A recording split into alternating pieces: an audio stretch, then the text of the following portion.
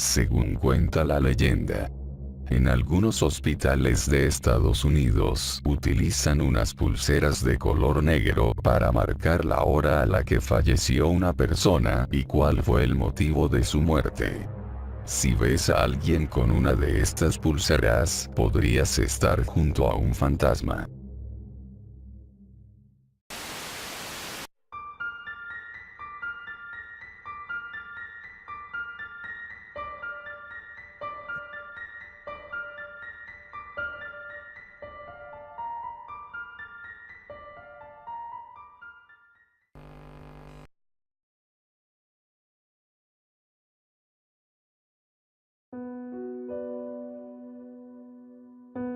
Thomas era un joven médico que trabajaba de interno en un frío hospital de Dakota del Norte.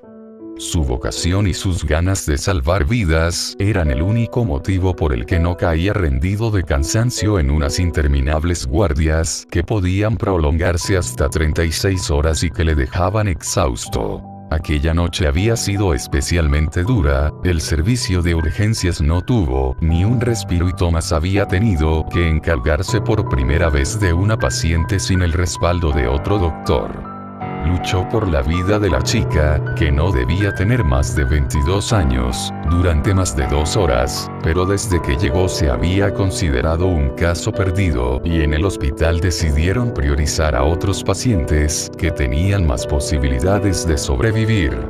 Los daños que había sufrido la joven en ese accidente de tráfico múltiple eran tan graves, que incluso si Thomas hubiese conseguido obrar un milagro y la chica hubiese sobrevivido, las secuelas hubiesen sido tan graves, que probablemente habría quedado en estado vegetativo. Los médicos más experimentados del hospital habían acudido en la ayuda de los otros accidentados y decidieron bautizar a Thomas con un caso imposible para que un primer fracaso le hiciera comprender lo dura que es su profesión y no empezara a creérselo demasiado. Además, priorizando a otros de los heridos, habían conseguido salvar la vida de 3 personas, en lo que había sido el peor accidente de tráfico que habían registrado las carreteras de la región en meses.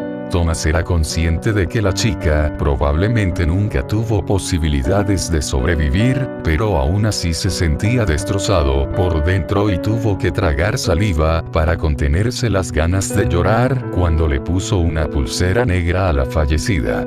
La pulsera negra era un protocolo de su hospital que servía para marcar a un difunto y señalar la hora y causas de su muerte. Normalmente eran las enfermeras quienes se encargaban de rellenar los datos y ponerle la pulsera antes de mandar a un cadáver a la morgue. Pero Thomas pensó que haciéndolo él, el recuerdo de su primer fracaso le serviría para aprender y avanzar en la que puede llegar a ser una de las profesiones más duras. Memorizó cada una de las facciones de la chica y la cubrió con una sábana para que uno de los celadores se la llevara en una camilla por un interminable pasillo que conducía al depósito de cadáveres. Al finalizar su turno, Thomas parecía un zombi, su cara demacrada por el cansancio y el fuerte impacto emocional de perder a su primer paciente le habían dejado destrozado. No era la primera vez que alguien se moría en una mesa de operaciones frente a él, pero esta era la primera vez que él era el doctor al mando y el único responsable. En su mente repasaba todos y cada uno de sus movimientos y trataba de buscar cuál fue su error o si había algo más que pudiera haber hecho. Pero incluso él mismo sabía que su proceder había sido impecable y que cuando a alguien le llega la hora, es imposible luchar contra el destino. Cabizbajo y caminando casi dormido entró en el ascensor. Se dirigía a la 7ª planta donde tenía su ropa, lo único que quería era cambiarse e irse a dormir a la residencia que estaba a pocas calles del edificio del hospital. Eran las 4 de la mañana y el hospital parecía vacío, tan absorto estaba en sus pensamientos que casi ni se dio cuenta de que había alguien dentro del ascensor cuando entró. Una mujer le saludó. Uf, y yo que creía que tenía mala cara, chico, pero ¿qué te ha pasado? Thomas se giró y vio a una mujer de unos 40 años que le sonreía, estaba casi tan pálida como él y aunque no tenía muchas ganas de conversarla contestó. Hoy ha sido un día muy duro, no sé ni cómo estoy todavía de pie. Además he perdido a mi primer paciente, le dijo mientras ponía un gesto que denotaba que estaba a punto de echarse a llorar. Pues por la cara que pones estoy seguro que has hecho todo lo que podías, no seas tan duro contigo mismo. Muchas gracias, probablemente mañana pueda verlo de otra forma, dijo Thomas mientras se giraba a ver porque se había abierto la puerta del ascensor en una planta que ninguno de los dos había marcado. Al mirar fuera vio la silueta de una joven en mitad del pasillo. Al terminar de abrirse la puerta del ascensor, comenzó a girarse lentamente hacia ellos.